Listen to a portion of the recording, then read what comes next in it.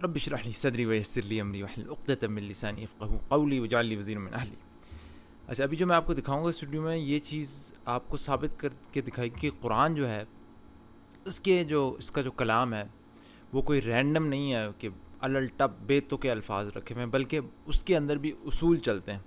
شاید ظاہر سے پڑھنے والے کو نہ پتہ چلے، لیکن جو غور کرتا ہے اس کو نظر آئے گا کہ قرآن کی زبان کے اندر بھی اصول ہیں، اور پھر اس سے ظاہری بات یہ بھی ثابت ہوگا کہ قرآن کسی انٹیلیجنٹ بینگ کی طرف سے کسی نے ایسے ہی اٹھا کے لکھ نہیں دیا۔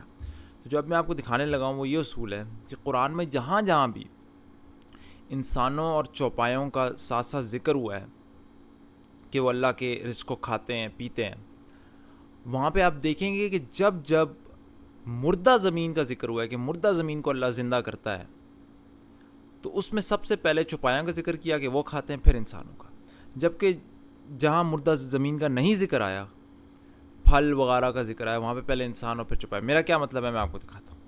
آپ دیکھ رہے ہیں یہ سورہ فرقان، سورہ 25 کی آیت نمبر 48 اور 49، اور وہی ہے اعوذ باللہ من الشیطان الرجیم، ترجمہ رکھتا ہوں، اور وہی ہے جو باران رحمت سے پہلے خوشخبری دینے والی ہوائیں بھیجتا ہے اور ہم آسمان سے پاک پانی برساتے ہیں تاکہ اس کے ذریعے مردہ شہر کو زندہ کریں۔ یہاں پہ مردہ زمین کو زندہ کرنے کی بات ہو رہی ہے، اور یہاں مردہ شہر کو زندہ کر دیں اور اسے اپنی مخلوقات میں سے بہت سے چوپایوں اور انسانوں کو پلاتے ہیں۔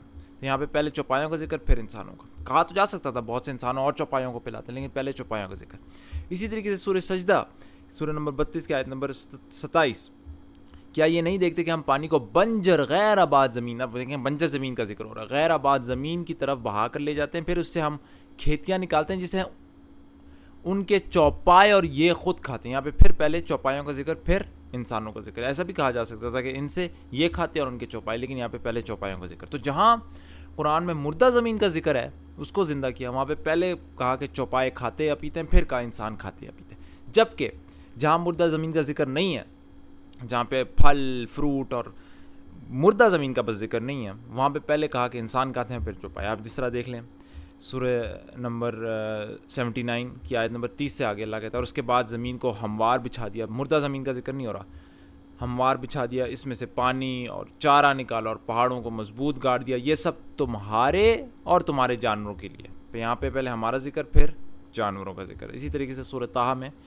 جہاں مردہ زمین کا ذکر نہیں آیا، وہاں کیا فرمایا کہ اسی نے تمہارے لیے زمین کو فرش بنایا، تمہارے لیے چلنے کے راستے بنایا، آسمان سے پانی برساتا ہے، پھر اس برسات کی وجہ سے مختلف قسم کی پیداوار بھی ہم ہی پیدا کرتے ہیں۔ یہ نہیں کہا مردہ زمین کو زندہ کرتے ہیں، کہ مختلف قسم کی پیداوار زندہ کرتے ہیں، تم کھاؤ اور تمہارے چوپائے۔ یہاں پہ پہلے انسانوں کا ذکر پھر چوپایوں کا ذکر، تم کھاؤ پھر، کیونکہ یہاں پہ مردہ زمین کا ذکر نہیں ہے۔ ورائٹی بتائی جا رہی ہے نا، ورائٹی ہے، مختلف قسم کی پیداوار کی ذکر۔ اور اسی طریقے سے سورہ عبس میں آیت نمبر 25 سے آگے ہم نے خوب پانی برسایا، پھر پھاڑا زمین کو اچھی طرح اس سے اناج اگائے، انگور، ترکاری۔ جب مختلف فروٹ کا ذکر ہو رہا ہے اور زیتون، کھجور، گنجان باغات اور میوے تمہارے استعمال کے فائدے کے لیے اور تمہارے چوپائیں گے، پھر ہمارا ذکر پھر چوپائیں گے۔ سبحان اللہ۔ اب دیکھیں اصول ہے، جہاں مردہ زمین کا پہلے ذکر وہاں کہا کہ پہلے چوپائے کھاتے ہیں پھر ہم، جہاں مردہ زمین کا ذکر نہیں ہے وہاں پہ پہلے ہم کھاتے ہیں پھر چوپائے۔ اور سبحان اللہ، اب یہ بھی دیکھیں کہ اس کے اندر کتنی بڑی حکمت ہے